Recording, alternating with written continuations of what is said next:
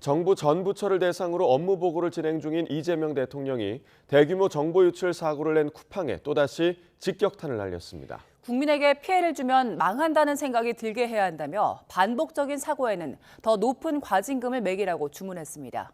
홍민기 기자입니다. 이틀째 생중계로 정부 업무 보고를 진행한 이재명 대통령.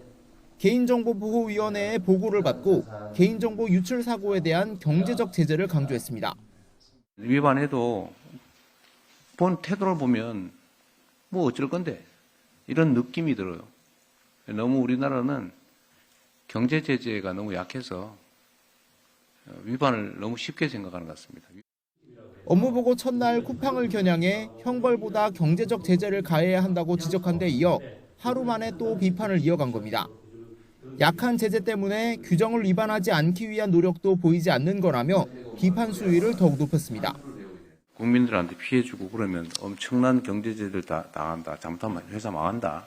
이 생각이 들게 만들어야 됩니다. 그러면서 과징금 부과 기준을 현재 최근 3년간 매출액의 평균에서 3년 중 최고 매출액으로 강화해야 한다고 강조했습니다. 개인정보보호위원회는 반복적이고 중대한 위반 사안에 대해선 매출 대비 과징금의 비율을 3%에서 10%로 늘리는 방안을 추진하고 있다고 보고했습니다. 중대, 반복 사고에 대해서는 최대 10%까지 징벌적 과징금을 부과하고 이 대통령은 피해자가 3,400만 명에 달하는 만큼 소송에 참여하지 않은 피해자들도 보상을 받을 수 있도록 집단소송제 도입 또한 당부했습니다. 이 대통령은 대통령실 내부 회의에서도 실효성 있는 제재 방안을 여러 차례 언급한 것으로 전해졌는데 버티기로 일관하고 있는 기업에 대한 비판 여론을 의식한 거라는 해석도 나옵니다. YTN 홍민기입니다. 이재명 대통령은 한국인터넷진흥원 키사와 개인정보보호위원회에 특별사법경찰권을 도입하는 방안을 검토해야 한다고 말했습니다. 이 대통령은 어제 과기부 등 업무보고에서 두 기관의 특사경 도입 주장에 이같이 답했습니다. 두 기관은 사이버 정보 보안 침해 사고에 대한 조사 권한이 있는데 최근 사고가 급증하는 만큼 실효성 있는 대응을 위해 강제 수사 기능을 부여해야 한다는 주장이 제기되고 있습니다. 이 대통령은 개보위가 조사 권한을 부여받는 것이 매우 정상적인 것 같은데 키사는 준정부기관이란 점을 거론하며 충분한 검토가 필요할 것 같다는 취지로 덧붙였습니다.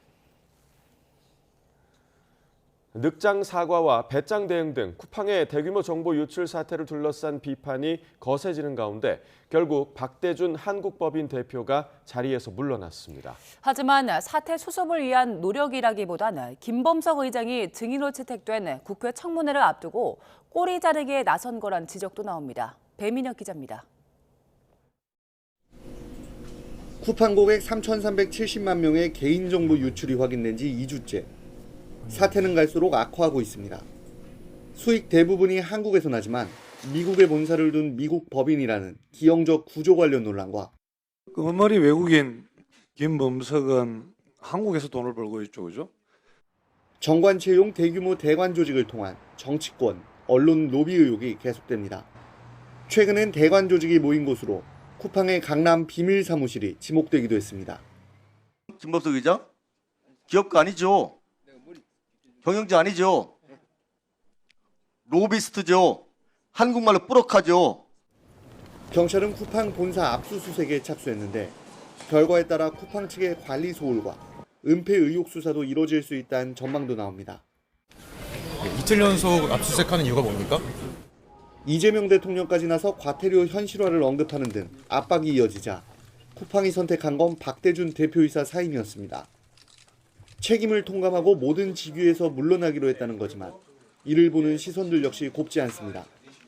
박 전 대표 후임은 미국 모회사인 쿠팡 INC의 헤럴드 로저스 최고관리 책임자입니다. 김범석 의장의 신임을 받는 법률 전문가로 알려진 만큼 결국 쿠팡을 향한 소송전을 대비한 것이란 분석이 나옵니다. 여론이나 이런 정서가 문제가 아닌 거죠. 소송전에 이어져서 굉장히 많은 배상금을 내거나 제재금을 맞으면은 쿠팡 자체가 위기가 될 수 있다고 판단한 것 같습니다. 오는 17일 국회 쿠팡 청문회를 앞둔 포석이란 지적도 있습니다. 청문회 증인으로 채택된 김범석 의장 대신 최측근인 신임 로저스 대표를 내세워 김 의장 출석을 피하려는 전략이란 겁니다. 김범석 창업자의 또 복심이기 때문에 그만큼 또 김범석 창업자의 의중을 전달할 가능성이. 보상은 없는 사과에 거세진 배짱 대응 비판에 이어 이제 김범석 의장을 둘러싼 꼬리 자르기 논란까지 불거지며 쿠팡을 향한 여론은 갈수록 나빠지는 모습입니다. YTN 배민혁입니다. 비상계엄을 선포합니다.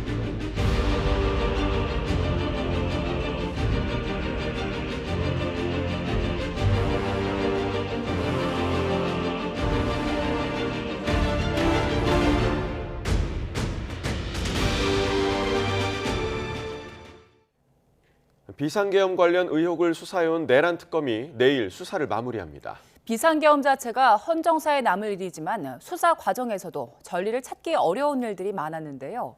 검찰부터 공수처, 특검 수사까지 헌정사에 기록된 순간을 김영수 기자가 정리했습니다. 비상계엄 선포 닷새 뒤 새벽, 김용현 전 장관은 돌연 재발로 검찰에 나왔습니다. 특수본을 꾸렸던 검찰은 곧바로 김 전 장관 신병을 확보했고 계엄 수사에 속도가 붙었습니다. 지위 고하를 막론하고 오로지 법과 원칙에 따라 엄정하게 수사를 진행하고 있으므로 수사권 교통정리 끝에 공수처가 키를 잡았지만 한 차례 체포영장 집행에 실패하면서 수사력이 도마 위에 올랐고 서울 서부지법에 영장을 청구해 이른바 영장 쇼핑 논란도 자초했습니다. 헌정 사상 처음으로 현직 대통령이 구속된 지난 1월 19일. 동시에 수십 명이 법원을 침입한 서부지법 폭동 사태로도 기록됐습니다. 법조계도 생소했던 구속 취소 청구, 재판부의 이례적인 해석에 검찰이 항고를 포기하면서 윤 전 대통령은 50여일 만에 풀려났습니다. 내란 특검은 준비 기간을 반납하고 수사를 개시해 속전속결로 출범 16일 만에 탄핵된 대통령을 포토라인에 세우고 다시 구속했습니다.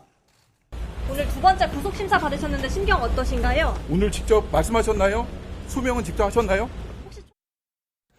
한동안 수사와 재판을 몰수하던 윤 전 대통령은 어느 순간 형사법정에 나오기 시작하더니 비상계엄 선포 이후 수사를 받고 피고인이 된 군 장성을 신문하거나 불리한 증언을 한 차관급 인사와 공방까지 벌였습니다.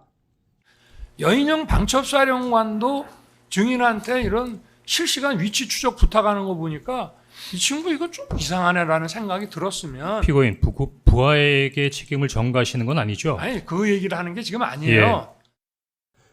전 대통령과 총리, 장관, 당시 여당 원내대표까지 내란 혐의로 기소된 만큼 재판 결과도 헌정사의 씁쓸한 기록으로 남을 전망입니다. YTN 김영수입니다. 한덕수 전 국무총리가 지난 4월 헌법재판관 지명 당시 헌법재판관 후보자를 보고받고 이완규, 함상훈 후보자에 대한 검증을 다음 날 오전까지 마치라고 지시한 걸로 파악됐습니다. 내란 특검은 한 전 총리 지시로 통상 2주에서 3주가 걸리는 인사검증 절차가 생략됐다고 판단했습니다. 특검은 한 전 총리 등이 비상계엄 관련자들의 헌법재판이 윤석열 전 대통령 등에게 유리하게 선고될 수 있도록 헌법재판관 임명을 계획했다고 판단했습니다. 계엄에 관여한 의혹으로 기소된 박성재 전 법무부 장관의 사건을 한덕수 전 국무총리의 내란 혐의 사건을 맡고 있는 재판부가 심리할 예정입니다. 서울중앙지방법원은 박 전 장관의 내란 중요임무 종사 등의 혐의 사건을 형사합의 33부에 배당했습니다. 형사합의 33부는 한 전 총리의 내란 우두머리 방조와 내란 중요임무 종사 혐의를 심리하고 있는 재판부입니다.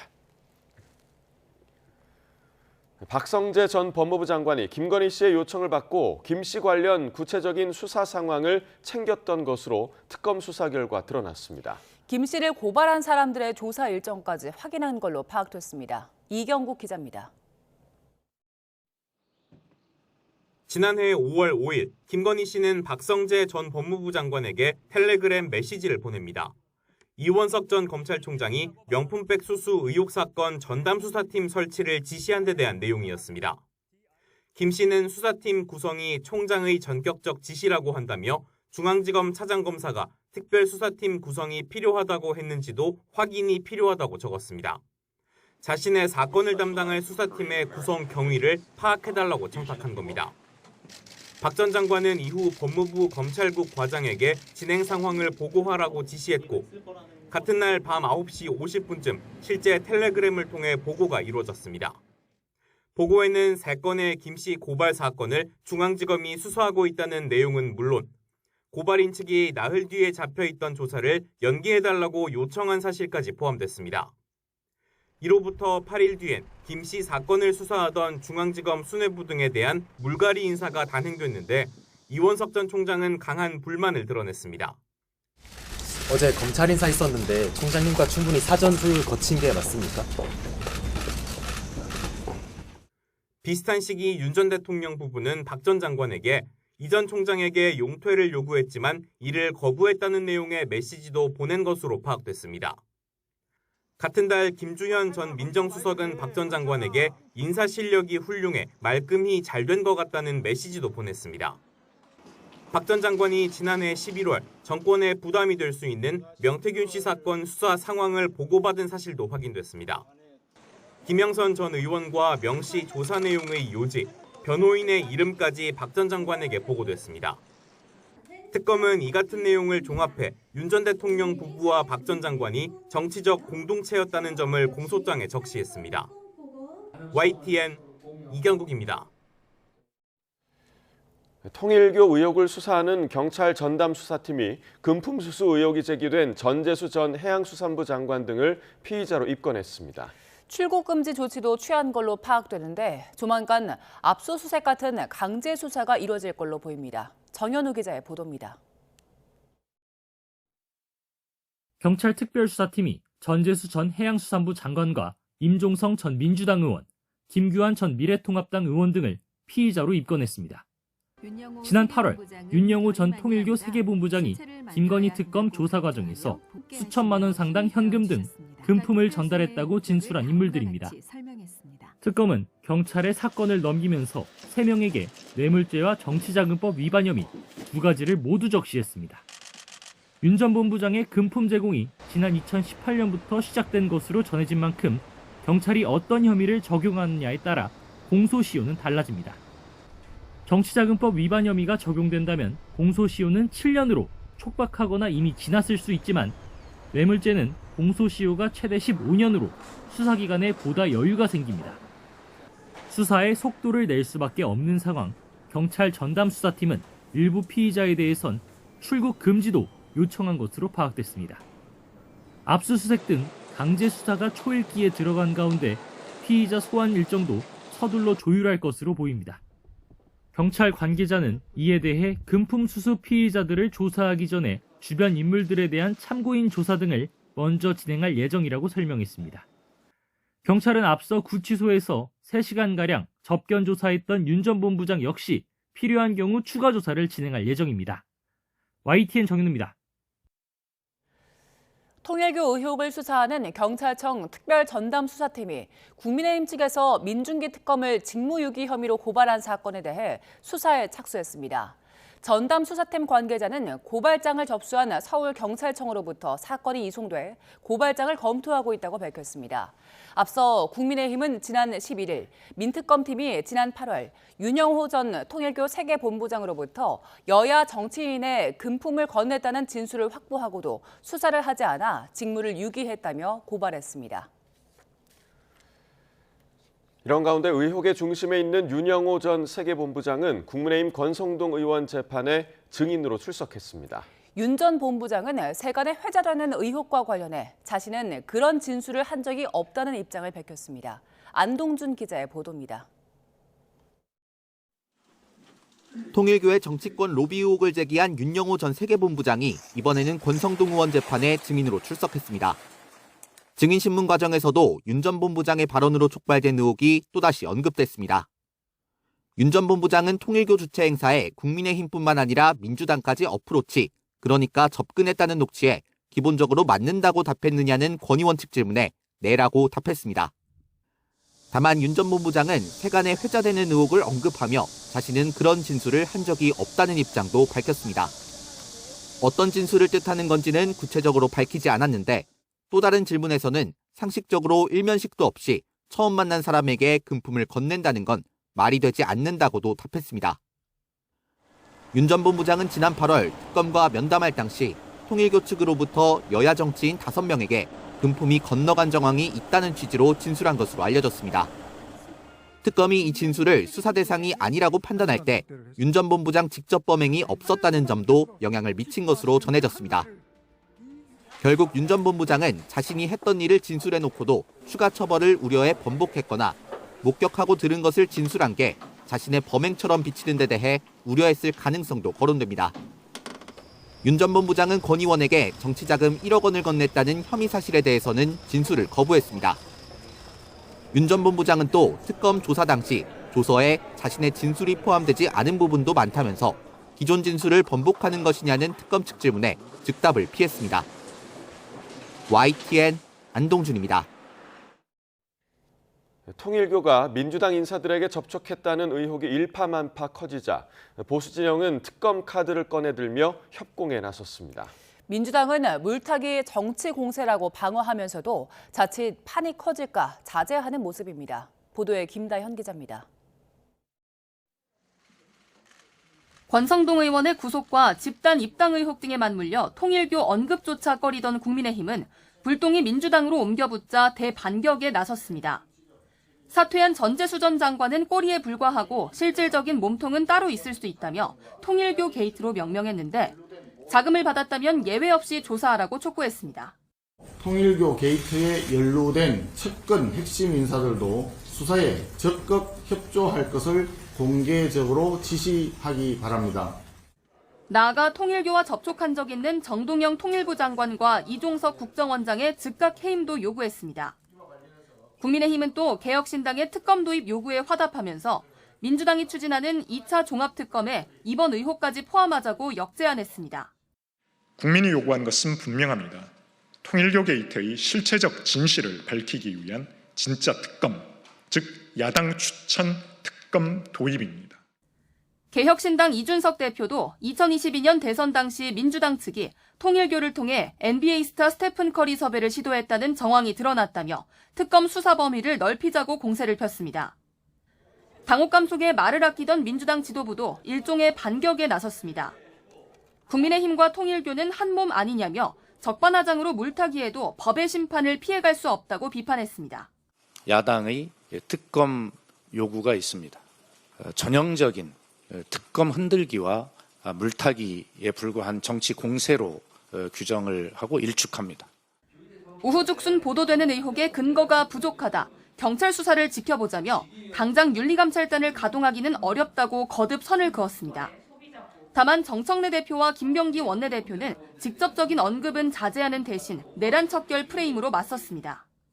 내란과의 전쟁은 지금도 현재 진행형입니다. 내란범들에 대해 끝까지 추적해서 내란의 티끌까지 법정에 세워야 합니다. 민주당은 자칫 판이 커질까 필요 최소한의 대응만 하는 모습입니다. 하지만 보수 진영 협공이 점점 거세지고 있어 통일교 의혹은 연말 전국을 빨아들이는 블랙홀로 자리 잡고 있습니다. YTN 김다현입니다. 비상계엄 1년을 기점으로 윤석열 정부에서 핵심으로 꼽혔던 이른바 친윤계의 분화가 시작되는 모습입니다. 하지만 장동혁 지도부는 강경 당심을 바라보며 마이웨이를 고수하고 있는데요. 국민의힘 상황을 박희재 기자가 정리했습니다. 용산과 교감 속에 정계에 입문한 뒤 내내 친윤계로 꼽혔던 인유한 의원은 돌연 국회의원직을 내려놨습니다. 탄핵 반대를 외치고 석방까지 주장했던 그는 짧고 굵은 1년 6개월 의정 활동을 마치며 흑백 진영 논리에 무력감을 호소했습니다. 윤 정부의 계엄 이후 지난 1년간 이어지고 있는 불행한 일들은 대통령실 용산 이전을 이끈 원조 친윤 윤한홍 의원도 윤 전 대통령과 절연을 주장했습니다.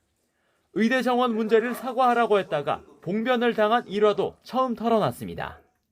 10분 동안 제 전화기에 전화기를 들 수 없을 정도로 화를 내시면서 저는 평생 그런 욕을 들어본 적이 없는데 12.3 계엄 꼭 1년 되는 날 원내대표가 사과문을 읽는 옆자리에는 대통령실 출신 김은혜, 조지현 의원이 숙연한 얼굴로 함께 자리했습니다.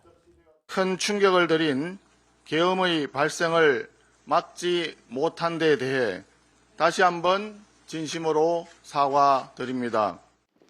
윤석열 정부에서 당 수장과 원내 사정탑을 지냈던 김기현, 권성동, 추경호 의원 등이 줄줄이 특검 칼날에 맞서는 상황 속에 윤 전 대통령의 한남동 관저를 지켰던 측근들이 하나둘 각자 도생을 시작한 겁니다. 하지만 장동혁 지도부는 강경 당신만을 바라보며 마이웨이를 외치고 있습니다. 계엄 1년에 사실상 계몽령을 언급한 데 이어 한동훈 전 대표 가족이 연루된 당원 게시판 당무감사를 시작해 당 안팎에서 모두 쓴소리를 듣고 있습니다. 윤 전 대통령의 1호 참모로 탈당 후 무소속 출마를 강행했던 장해찬 전 최고위원을 여의도연구원 부원장에 내정한 것도 고집과 소신 사이 뒷말을 낳고 있습니다. 저만의 타임 스케줄과 저만의 계획을 가지고 지금 가는 데 있어서 지금까지는 제가 생각했던 거에서 크게 이탈하지 않고 가고 있다고 생각합니다. 물밑 반발 기류에 장 대표는 중진과 개별 회동으로 당내 스킨십을 강화했지만 만난 의원들은 속위의 격릴기라며 오히려 막막함을 호소하고 있습니다.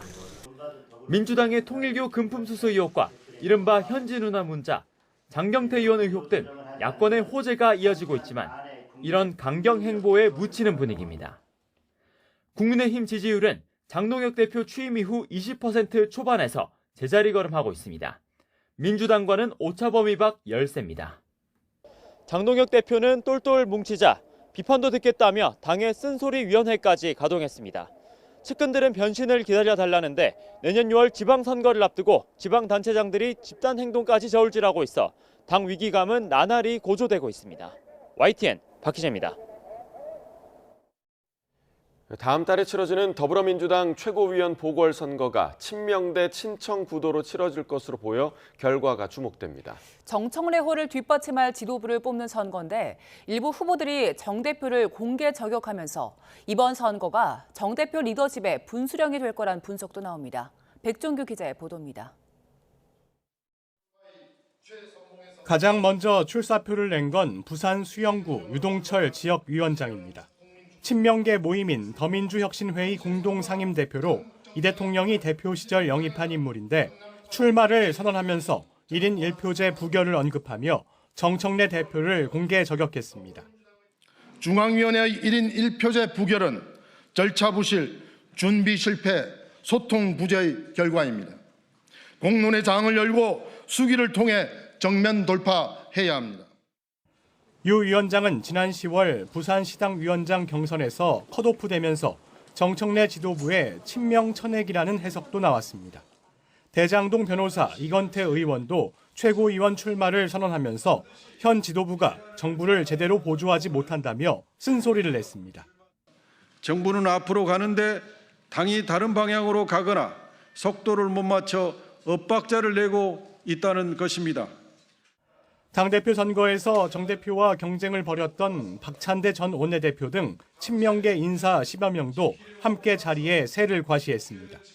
이 밖에 친명으로 꼽히는 강득구 의원도 최고위원 출마를 고심하고 있습니다. 정청래호를 이끌어갈 지도부를 뽑는 선거에서 출마자들이 정 대표를 저격하는 이례적 상황이 벌어진 겁니다. 이에 맞설 정 대표 측 인사들로는 문정복, 이성윤 의원이 출마 결심을 굳히고 시점 등을 고심하고 있고 이모경 의원도 출마 가능성이 거론되고 있습니다. 전북 지역을 위해서 최고위원회 좀 나갔으면 어떠냐 이런 제안과 의견이 많이 있는데요. 네. 현재 검토 중에 있습니다. 이번 선거는 김병주, 전현희, 한준호 의원이 지방선거 출마를 이유로 자리를 내려놓으면서 이루어지게 됐는데 자녀 임기가 6개월에 정권 초기여서 큰 경쟁이 없을 것이라는 관측도 있었습니다. 하지만 정 대표가 대의원제를 무력화하는 1인 1표제를 추진하다 중앙위에서 막히면서 의미가 오히려 확대됐습니다. 당대표 연임을 위한 사전 작업 아니냐는 의심까지 고개를 들면서 당내 경계심도 높아졌습니다. 하지만 정 대표는 갈등은 없다며 연일 당정대 의견 일치를 강조하고 있습니다. 당정대는 지금까지 그래왔듯이 원팀, 원보이스로 굳건하게 차돌같이 단결해서 앞으로 나아간다라는 것이 기조입니다. 최고위는 7인 체제로 이번에 교체될 세 자리를 모두 친명계가 차지한다면 정 대표 입장에서는 안건 의결 기준인 과반 확보에 실패해 리더십이 타격을 받을 수 있습니다. 이번 선거가 정 대표의 재신임 투표 성격을 띠고 있다는 해석이 나오는 이유입니다. 보궐선거 초반 흐름을 친명계 인사들이 주도하며 정 대표를 포위하는 모양새입니다. 정 대표는 선거가 치러지는 다음 달 11일까지 친명과 친청은 없고 민주당이 모두 친명이라는 점을 거듭 강조하며 대결 구도 선긋기에 나설 것으로 보입니다. YTN 백종규입니다.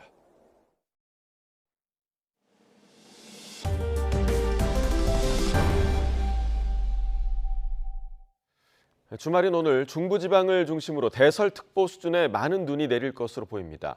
최대 15cm의 눈이 예보된 가운데 일부 지역에는 오후에 강한 눈이 집중될 수 있어 주의가 필요합니다. 김민경 기자의 보도입니다. 첫눈이 내린 지 9일 만에 중부지방에 또 한 차례 많은 눈이 예보됐습니다. 북서쪽에서 내려오는 찬 공기와 남동 쪽에서 올라오는 따뜻한 공기가 충돌하면서 강수구름대가 만들어지고 기온이 낮은 중부지방을 중심으로 눈이 내릴 전망입니다. 눈은 강원도에 최대 15cm 이상, 경기 북부와 남동부, 충북에 3에서 10cm, 서울에도 2에서 7cm가 내려 쌓일 걸로 보입니다. 기상청은 오늘 오전에는 기온이 다소 높아 비로 내리는 곳이 많겠지만 오후 들어 기온이 떨어지면서 점차 눈으로 바뀔 걸로 내다봤습니다. 특히 늦은 오후부터 밤 사이에는 경기 북부와 남동부, 강원과 충북을 중심으로 시간당 1에서 3cm의 강한 눈이 집중될 가능성이 있습니다. 대설특보도 넓은 지역에 분포할 것으로 예상이 되고 있습니다. 미세한 기온 차이에 따라서 적설의 변동성이 매우 크게 나타날 수 있기 때문에 다만 지난 첫눈 때처럼 짧은 시간에 강하게 쏟아지기보다는 눈이 비교적 길게 이어질 가능성이 큽니다. 지난 4일 날은 짧고 매우 강한 눈이 30분에서 1시간 사이에 강하게 내리고 지나갔다면 이번에는 상대적으로 강수 지속 시간은 좀 길어질 수가 있겠습니다. 이번 눈 역시 수분을 많이 머금은 무거운 습설이 될 가능성이 큰 만큼 비닐하우스나 약한 구조물은 붕괴 피해 없도록 미리 점검해야 합니다. 눈비는 오늘 밤에 대부분 그치겠지만 일요일 아침에는 찬 공기가 남하하며 예년보다 추워지겠고 서해안은 해상에서 만들어진 눈구름 영향으로 눈이 더 이어질 전망입니다. YTN 김민경입니다. 구조 작업이 중단된 광주 도서관 붕괴 사고 실종자 수색이 다시 시작됐습니다. 광주광역시 소방안전본부는 사고 현장의 안정화 작업을 마치고 어제 저녁 8시 반부터 다시 구조 작업을 시작했다고 밝혔습니다.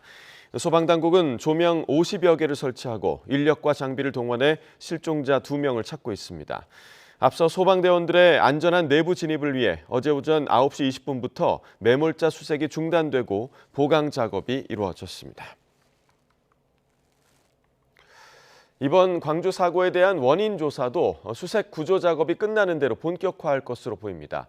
용접했던 단면이 사실상 동강난 것으로 미루어 시공이 제대로 되지 않았을 가능성이 제기됐습니다. 나현우 기자입니다. 광주 대표도서관 공사장 붕괴 사고는 순식간에 일어났습니다.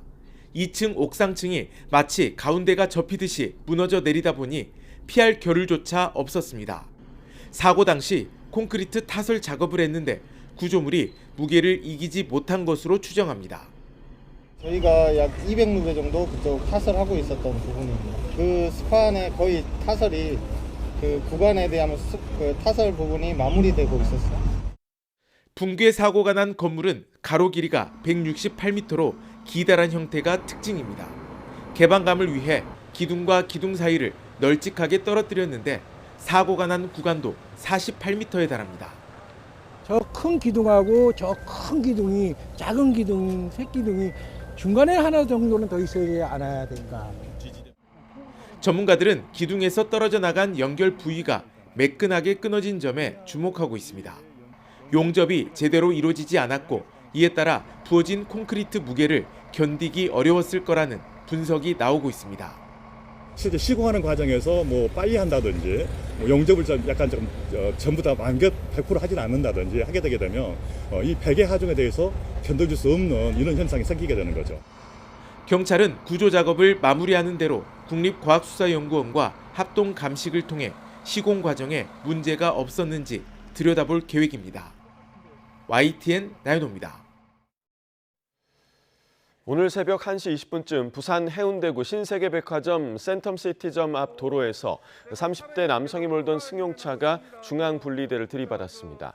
사고 충격으로 차량에 불이 났지만 근처에서 이를 발견한 택시기사가 차량에 비치된 소화기로 진압을 도우면서 불은 10여 분 만에 꺼졌습니다.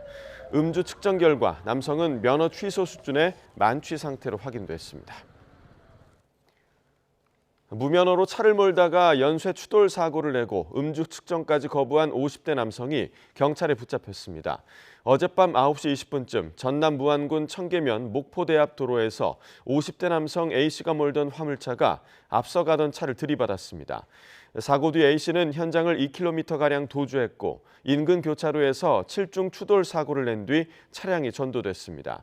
A씨는 경찰 조사에서 음주 측정을 거부한 것으로 전해졌는데 면허 취소 상태였던 것으로 확인됐습니다. 겨울 식중독의 주범인 노로바이러스 확산 속도가 빨라져 방역당국이 연거푸 주의를 당부하고 나섰습니다. 이 바이러스는 감염력이 강하고 알코올로 씻어도 살아남을 수 있어서 환자가 접촉한 물건은 염소 소독제로 닦아내야 추가 감염을 막을 수 있습니다. 이문석 기자입니다. 기온이 내려가면서 겨울에 더 기승인 노로바이러스가 다시 고개를 들었습니다. 특히 올해는 번지는 속도가 빨라졌습니다. 표본감시병원에서 12월 첫 주 감염 환자가 142명으로 작년 같은 기간과 비교해 25%가량 늘었습니다. 노로바이러스 식중독은 바이러스에 오염된 물이나 음식물을 섭취했을 때 발병합니다. 구토와 설사, 발열 등의 증상이 나타났다가 보통 2, 3일 뒤 호전되는데 감염력이 아주 강한 게 문제입니다. 구토물 분비물은 물론이고 침을 통해서도 감염될 수 있어서 환자 접촉을 최대한 삼가야 합니다. 그렇다 보니 지난달 발생한 환자의 절반은 어린이집이나 학교에서 집단 생활하는 소아 청소년에 집중됐습니다. 방역당국은 구토나 설사 등 의심 증상이 있으면 증상이 사라진 뒤 2, 3일 정도 집에서 휴식할 것을 당부했습니다. 특히 증상이 있는 상태에서 급식 조리에 참여해선 안 된다고 강조했습니다. 구토, 설사 등 의심 증상이 있는 분들이 조리에 참여하시면 음식물을 통해서 다수에게 확산될 수 있기 때문에 급식 조리 등에 참여하지 않아야 되고, 또 환자가 확인됐다면 사용한 화장실과 문손잡이, 수도꼭지 등을 락스 같은 염소 소독제로 닦아내 바이러스를 제거해야 합니다. 알코올만으론 바이러스가 모두 제거되지 않아서 환자가 접촉한 물체를 만졌다면 손소독제보다 비누로 거품을 내 충분히 씻어내야 합니다. YTN 이문석입니다. 올해 수능 영어 영역 난이도 조절 실패의 후폭풍이 거셉니다. 한국교육과정평가원장이 책임을 지고 사임한 데 이어 수능의 논술형 문제 도입과 함께 장기적으로는 폐지까지도 거론되고 있습니다. 염혜원 기자입니다. 올해 수능 최대 논란이 됐던 영어 24번 문제는 낯선 합성어가 등장하며 이의 신청만 300건 넘게 접수됐습니다. 본문을 토대로 답을 고를 수 있다는 이유로 이의 신청은 받아들여지지 않았지만 논란은 결국 한국교육과정평가원장의 사임으로 이어졌습니다. 문제는 평가원장 한 명이 그만둔다고 해결되지 않는 구조에 있습니다. 사교육으로 오지선다형에 단련된 학생들을 변별하려 평가원은 문제를 어렵게 내고 그러면 다시 사교육에 불이 붙는 도돌이표 형국입니다. 학교에서 사용하는 교과서의 지문 최고 난도는 미국 중2 수준인데 반해 수능은 미국 대학교 1학년 수준으로 출제되는 현실입니다. 수능 독해 문항의 40%는 교과서 수준을 넘어서는 것으로 나타났습니다. 현행 대입체제에선 수능이 쉬우면 쉬운 대로, 어려우면 어려운 대로 문제가 생깁니다. 때문에 아예 평가 체계를 바꿔야 한다는 제안이 나옵니다. 서울시 교육청은 오는 2033학년도 수능부터 절대평가 도입과 함께 서술, 논술형 문제를 출제해야 한다고 제안했습니다. 더 나아가 학령 인구가 급격히 줄어드는 2040년부터는 수능을 폐지하자고 주장했습니다. 내신과 수능 전 과목을 절대평가로 전환하고 줄 세우기만을 위한 선다역 문항이 아닌 선원수력 평가를 도입해서 문제 해결력과 창의적 사고력 등 미래 역량을 평가해야 합니다. 앞서 최교진 교육부 장관 역시 수능 절대평가 전환을 언급하는 등 여러 제안이 쏟아지고 있는 가운데 대입 개편안은 국가교육위원회에서 결정됩니다. 당초 중장기 국가교육 발전 계획은 지난해 9월 시안이 나왔어야 했지만 내부 갈등과 비상계엄 등으로 밀리고 밀려 내년 9월이나 돼야 가능할 거로 보입니다. 적용 시점은 빠르면 2032학년도인데 그 사이 사회적 합의를 이루는 것이 가장 큰 난관이 될 전망입니다. YTN 염혜원입니다. 최근 서울 부동산 시장에서는 중소형 아파트의 가격 상승이 두드러지고 있습니다. 강화된 규제로 자금 여력이 줄어든 가운데 면적이 작아도 입지가 우수한 아파트로 눈을 돌리는 똘똘한 한 채 수요 때문입니다. 차유정 기자입니다. 서울 송파구의 한 대단지 아파트.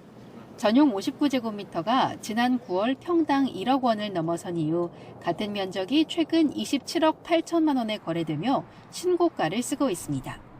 서울 염리동의 이 아파트는 전용 59제곱미터가 마포에서 처음 평당 1억 원을 돌파했습니다. 서울 강남의 이 아파트 전용 38제곱미터는 무려 16억 원 안팎으로 거래됩니다. 최근 이른바 국민평형이 아닌 중소형 아파트값 상승세가 두드러지는 모양새입니다. 실제로 627 대출 규제를 전후로 서울 중소형 아파트 평균값은 11% 넘게 올라 다른 면적과 비교했을 때 상승폭이 가장 컸습니다. 직전 6개월을 살펴보면 대형 아파트 오름폭이 가장 높았고 중소형은 비교적 낮은 수준이었습니다. 고가 단지가 몰린 강남권에선 이런 경향이 더욱 뚜렷해 중소형 아파트가 6개월 만에 13% 넘게 상승했습니다. 강화되는 대출 규제로 자금 여력은 줄었지만 강남 3구와 한강벨트를 중심으로 아파트 값이 계속 오르는 가운데 평수를 줄이면서라도 우수한 입지를 택하는 수요가 강해졌기 때문입니다. 수도권에서는 대출 규제가 워낙 심한 데다가 집값도 이제 많이 오르다 보니까 중소형 중심으로 소비 패턴이 나타난 것으로 분석이 됩니다. 서울 청약시장에서도 중소형 평형 인기는 이어지고 있습니다. 2년 전만 해도 면적별로 큰 차이가 없었지만 올해는 전용 60제곱미터 이하 소형 아파트 경쟁률이 가장 뚜렷하게 높습니다. 분양가 상승과 대출 규제로 인해서 자금 여력이 줄어든 수요층이 주택가격과 면적대의 눈높이를 한 단계 낮추면서 높은 금리와 금융규제가 고착화하는 가운데 입지나 투자성을 중시하는 실수요층이 늘며 중소형 아파트 시장 영향력이 점점 커질 전망입니다. YTN 차유정입니다. 김윤덕 국토교통부 장관이 5년 동안 공적주택 110만 가구를 공급하겠다고 밝혔습니다.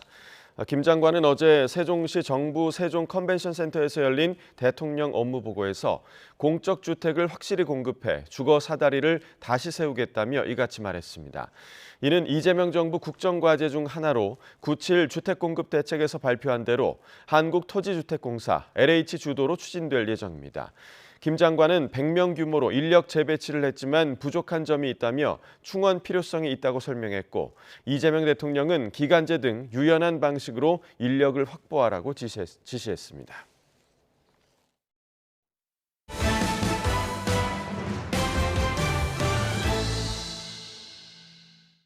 최근 한미 군사훈련 연기 가능성과 관련해 외교 안보 라인에서 다른 목소리가 나오는 등 대북 정책을 놓고 곳곳에서 엇박자가 나는 모습입니다. 미국도 우려스러운 시선을 보내면서 우리 정부의 접촉을 늘리고 있는데요. 이런 상황에서 한미 간 대북 정책을 협의하는 정례회의는 다음 주 시작될 예정입니다. 홍선기 기자의 보도입니다. 위성락 대통령실 국가안보실장은 대북 유화책으로 한미훈련 중단 가능성을 묻는 질문에 대해 고려하고 있지 않다고 선을 그었습니다. 카드는 많이 있습니다. 근데 반드시 우리가 연합훈련을 카드로 지금 직접 고려하고 있지는 않습니다. 그러나 다음 날 곧바로 통일부에서는 다른 목소리가 나왔습니다. 앞으로도 그 조건과 환경이 되면은 그런 부분들이 논의될 수 있을 것으로 생각하고 있습니다. 정부 내에서 엇박자가 나는 모습에 국방부 장관과 주한미국 대사 대리까지 나서서 한미훈련은 군의 생명선이라며 안보실 의견에 무게를 실어줬습니다.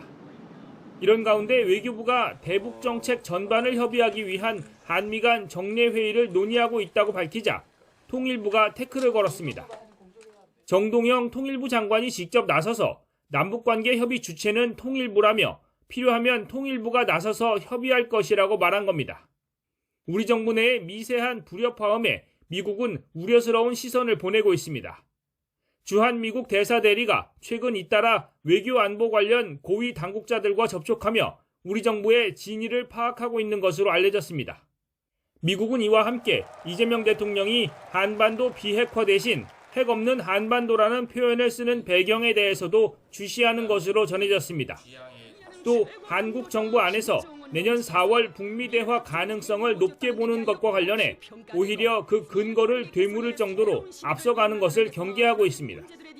이런 가운데 대북 정책 전반을 논의하기 위한 한미 간 정례 회의가 다음 주 출범할 것으로 보여서 엇박자 우려를 불식시킬 수 있을지 주목됩니다. YTN 홍성기입니다. 마약과의 전쟁을 천명하며 베네수엘라 지상작전이 임박했다고 발표한 트럼프 대통령. 하지만 마약 밀수 혐의로 복역 중이던 전 온두라스 대통령은 사면했습니다. 트럼프 대통령의 이런 모순적 조치에 일각에선 베네수엘라 공격이 마약이 아닌 석유 때문이란 분석이 힘을 얻고 있습니다. 박영진 기자의 보도입니다. If you have some drug dealers in your country and you're the president, you don't necessarily put the president in jail for 45 years. That was a Biden-inspired witch hunt. 베네수엘라 지상전이 임박했다며 누구든 미국의 마약을 팔면 공격하겠다고 공언한 트럼프 대통령.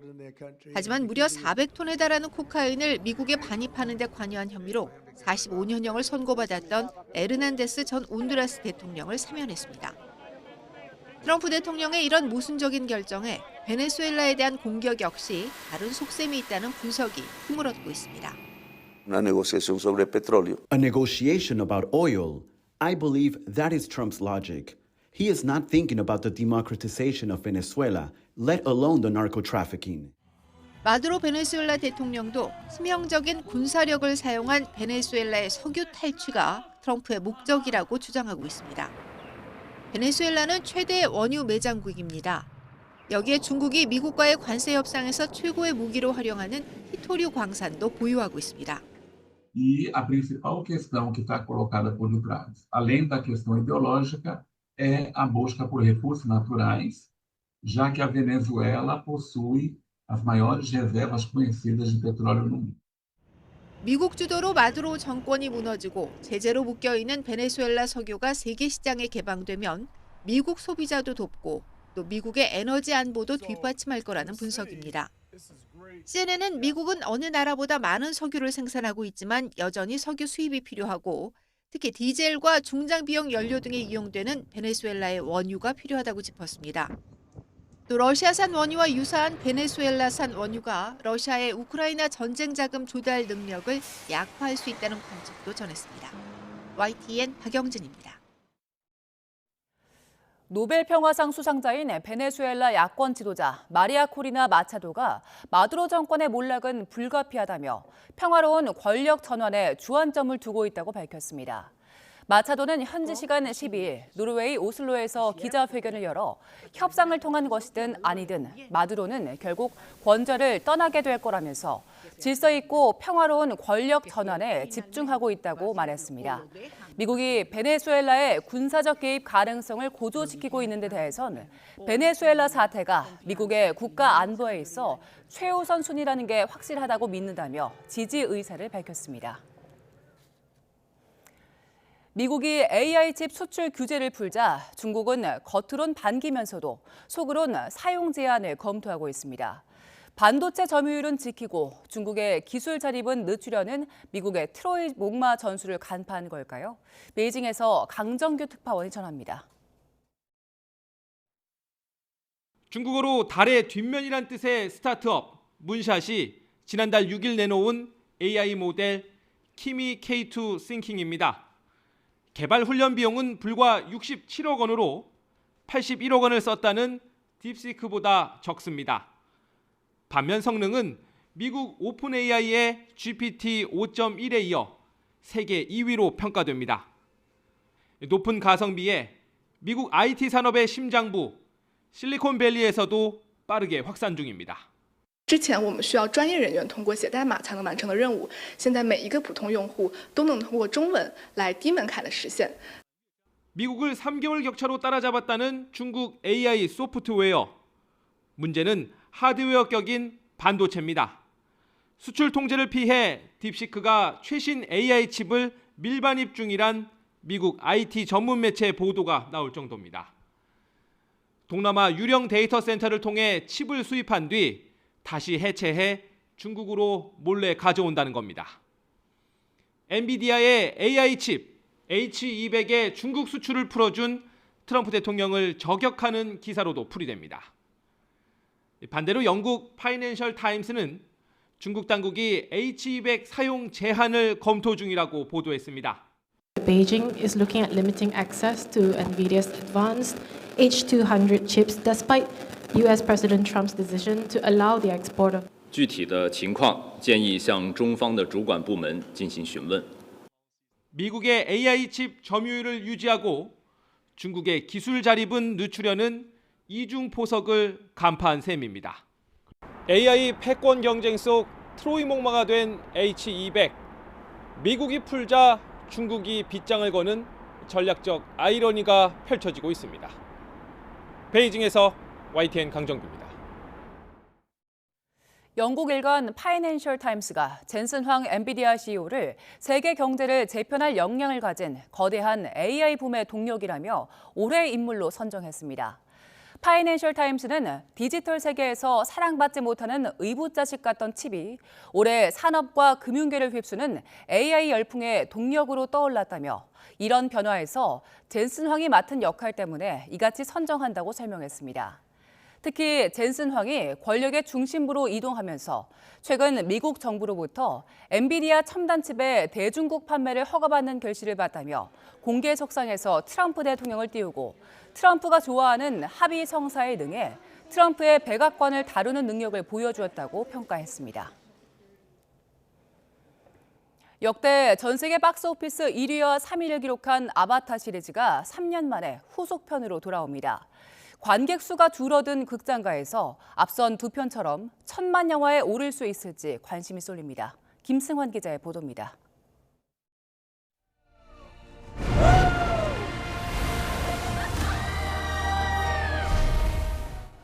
외계 행성 판도라에서 살아가는 주인공 가족은 첫째 아이를 잃은 슬픔 속에서 다시 한번 위기를 맞습니다. 재의 부족이 새로 등장하고 판도라는 불과 재로 뒤덮인 채 대규모 전쟁에 휘말립니다. Fire and Ash is almost a direct step from the end of the second movie. It's literally where we see them starting to tear. 이번 작품을 위해 높이 30m에 달하는 실물 세트를 직접 제작해 촬영했고 최대 16대의 카메라로 배우들의 세밀한 연기를 포착해 캐릭터에 반영했습니다. 시각 효과 장면만 3,000개가 넘습니다. It's not about the recreation of water, it's about creating technology that allows you to work in water, with the water. 2009년 개봉한 아바타 1편은 국내에서 1,400만 명, 3년 전 아바타 물의 길도 1,082만 명이 관람했습니다. 올해 1,000만 영화가 아예 사라진 가운데 극장가에선 이번 아바타 시리즈 흥행에 큰 기대를 걸고 있습니다. An unforgettable theatrical experience made for the big screen. Emotionally powerful and epic in scale. 아바타 불과제 러닝타임은 197분으로 3시간이 넘는데 시리즈 가운데 가장 깁니다. 과거보다 더 까다로워진 관객층 기대를 채워줄 만한 서사와 볼거리가 있느냐가 흥행 성적을 가를 거로 보입니다. YTN 김승환입니다. 남자 프로배구 OK저축은행이 대한항공의 11연승 시도를 저지하며 4위로 올라섰습니다. OK저축은행은 부산에서 열린 홈 경기에서 20득점을 올린 외국인 주표 디미타르 디미트로프를 앞세워 대한항공을 세트 점수 3대 0으로 완파했습니다. OK저축은행은 2연승을 올리며 5위에서 4위로 한 계단 올라섰습니다. 여자부에선 정관장이 페퍼저축은행을 6연패 수렁으로 밀어넣으며 4연패를 탈출했습니다. 정관장은 광주에서 열린 원정 경기에서 외국인 주표 자네테의 19득점 활약에 힘입어 세트 점수 3대 1로 페퍼저축은행을 눌렀습니다.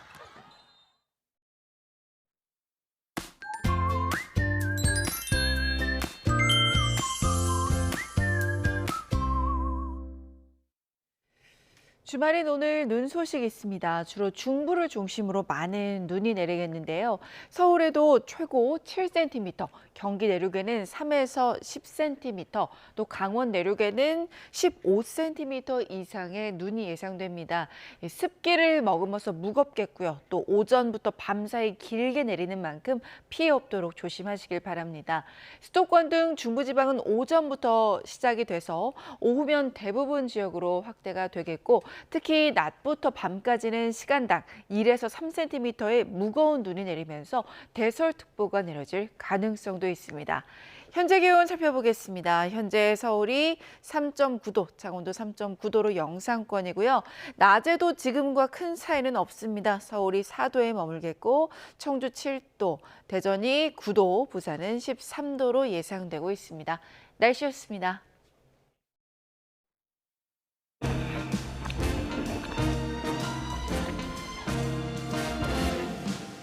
On the first day of Christmas, my true love gave to me a partridge in a pear tree.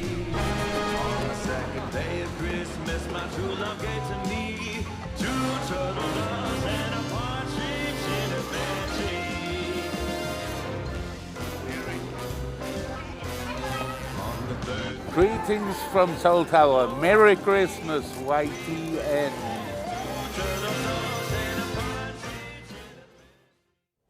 네, 뉴스타트 1부 마칩니다. 잠시 후 2부가 이어집니다. 시청해주신 여러분 고맙습니다.